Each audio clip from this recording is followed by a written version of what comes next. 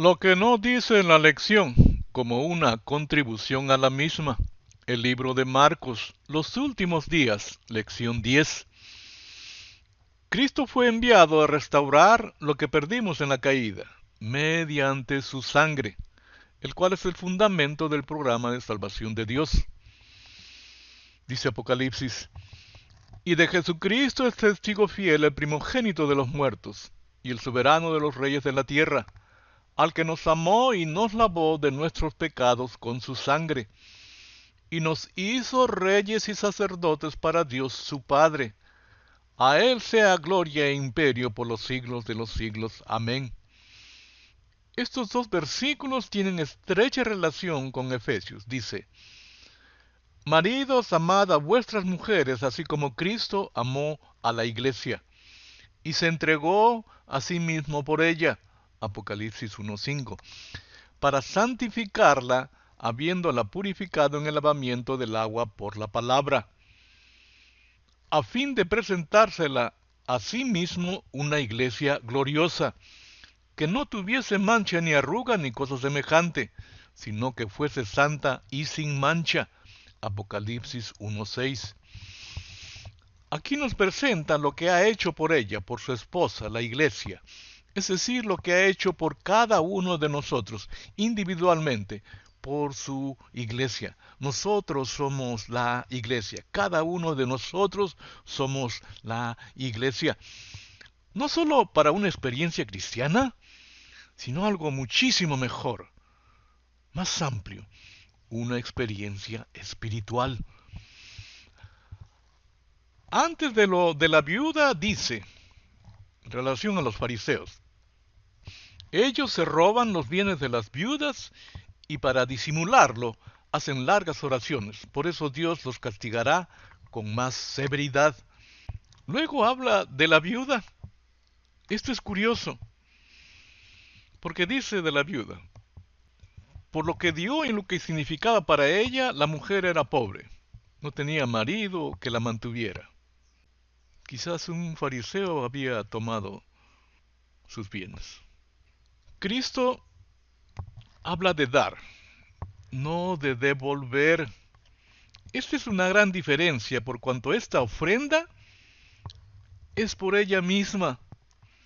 Es como la viuda de Sarepta, que lo que tenía era un bocado para ella y su hijo y luego morir. Pero Elías le dijo, no tengas temor, ve, haz como has dicho, pero hazme a mí primero de ello una pequeña torta cocida debajo de la ceniza, y tráemela, y después harás para ti y para tu hijo. Porque Jehová Dios de Israel ha dicho así, la harina de la tinaja no escaseará, ni el aceite de la vasija disminuirá, hasta el día en que Jehová haga llover sobre la faz de la tierra. No sabemos lo que sucedió con la viuda del relato, pero sí sabemos la exaltación que hace Jesús de ella. La ofrenda por lo general es de agradecimiento, como los que daban de su abundancia. Pero la ofrenda de la viuda es diferente. Así es que Dios no mide la ofrenda por cantidad. Así como Dios no mide nuestra vida, qué tantos años has vivido, sino cómo has vivido. Pregunto, ¿cuál es la causa del Señor? Es la de restaurar en nosotros lo que perdimos en la caída. ¿Y cuál es la de nosotros? Creer en esta causa y hacerla nuestra. Es decir, que se restaure en nosotros lo que perdimos en la caída. ¿Qué perdimos? Santidad. Dios en nosotros. Dominio. Reino. El reino de Dios se ha acercado. Y Edén. Vivir en su presencia. El Evangelio del reino de Dios no es para los gentiles ni para los samaritanos. A estos dos se envió Jesús y les dio instrucciones diciendo, por camino de gentiles no vayáis, y en ciudades samaritanos no entréis, sino id antes a las ovejas perdidas de la casa de Israel. Y yendo, predicad diciendo, el reino de los cielos se ha acercado. Es decir, los envía a su propia iglesia, a su propia gente. Luego más adelante les dice, he aquí yo os envío como ovejas en medio de lobos. Sed pues prudentes como serpientes y sencillos como palomas. En otra ocasión les dice, yo les he dado tu palabra y el mundo los odió. O sea, el mundo eran su propia gente. Luego también dice, y será predicado este evangelio del reino en todo el mundo para testimonio a todas las naciones, y entonces vendrá el fin, la señal inequívoca de que el fin viene, el reino de Dios. Pero les advierte, pero mirad por vosotros mismos, porque os entregarán a los concilios, y en las sinagogas os azotarán, y delante de gobernadores y de reyes os llevarán por causa de mí, para testimonio a ellos. Y en otra parte dice, os expulsarán de las sinagogas. O sea, van a querer expulsarte de tu propia iglesia. Y aún viene la hora cuando cualquiera que os mate pensará que rinde servicio a Dios. La forma mínima de matar es ser parcial. Y harán esto porque no conocen al Padre ni a mí, al Dios verdadero y a su Hijo al que envió. No lo conocen. La vida diaria del pueblo de Israel giraba en torno a los servicios que se realizaban en el santuario. Tanto en el primer compartimento, los servicios diarios en favor del pueblo, y el segundo compartimento, con un solo servicio en favor del pueblo, el día de la expiación. Mediante este sistema de sacrificios en favor del pueblo, Dios lidia con los pecados, el pecador y el pecado. Si esto es quitado de la vida del pueblo, el pueblo queda a la deriva, sin rumbo, a merced de sí mismo o de los demás. Por eso la añoranza de los desterrados por Jerusalén, los cánticos en el santuario, por estos servicios en favor de ellos. Esto es lo que causó la abominación asoladora. Dios nos está diciendo cómo actúa el enemigo de nuestras almas. No quiere que tengamos esa relación diaria, menos que entremos ante su presencia. No por un solo día, sino para siempre. Una verdad a medias es una total mentira.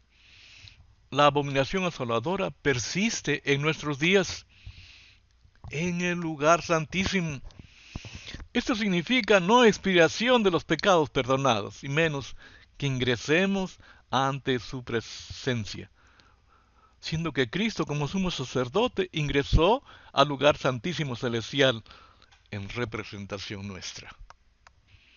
Así que, hermanos, mediante la sangre de Jesús, tenemos plena libertad para entrar en el lugar santísimo, y no el terrenal, por el camino nuevo y vivo que Él nos ha abierto a través de la cortina, es decir, a través de su cuerpo. Y tenemos además un gran sacerdote al frente de la familia de Dios. Acerquémonos pues a Dios con corazón sincero y con la plena seguridad que da la fe, interiormente purificados de una conciencia culpable y exteriormente lavados con agua pura. La abominación asoladora es la advertencia del Señor de cómo el maligno actúa. La gran tribulación es la advertencia sobre los falsos cristos. Hay una gran diferencia entre seguir y creer. Seguir apela a nuestros sentimientos, a nuestra preferencia, a la parcialidad. Creer exige obediencia y para ello arrepentimiento. El de cambiar de modo de pensar, el de cambiar de forma de vivir, a la del reino de Dios que se ha acercado. Dentro del pueblo de Dios había muchas formas de pensar, de vivir. La de los fariseos, la de los saduceos, la de los esenios, la de los estoicos, y la que Cristo había traído, la del reino de Dios. En la actualidad hay muchas formas de pensar, de vivir dentro del mundo cristiano. La del católico, la del protestante, la del testigo de Jehová, la de los santos de los últimos días, la de las interdenominacionales y por supuesto la nuestra, y la que Cristo ha traído, la del reino de Dios. Por eso al final, en la parábola de trigo y la cizaña, hay dos grupos únicamente: los hijos del reino y los hijos del maligno. El reino de Dios y el reino de las tinieblas. Un día los fariseos le preguntaron a Jesús: ¿cuándo vendrá el reino de Dios? Jesús contestó: el reino de Dios no vendrá como algo que todo mundo pueda ver, ni como organización, ni como institución, no como iglesia. Nadie podrá decir aquí está o allá está, porque el reino de Dios ya está entre ustedes. Elías pensaba que era el único que había quedado de parte de Jehová. Mas Dios le dice que tiene 7,000 rodillas que no se han doblado ante Baal. Para Elías no era visible, pero Dios sabe dónde están. Y lo mismo ahora. No los vemos, pero Dios sabe dónde están. La venida del Hijo del Hombre viene sin advertencia. Esa es la advertencia. ¿De que viene sin advertencia? Pero la orden es velad. ¿Y cómo? ¿Cómo podemos velar? Entrando al reino. Dice, y será predicado este evangelio del reino en todo el mundo, para testimonio a todas las naciones, y entonces vendrá el fin. Entremos al reino y estamos listos para el fin y para la venida del Señor Jesucristo. Hasta aquí nuestra contribución a la lección.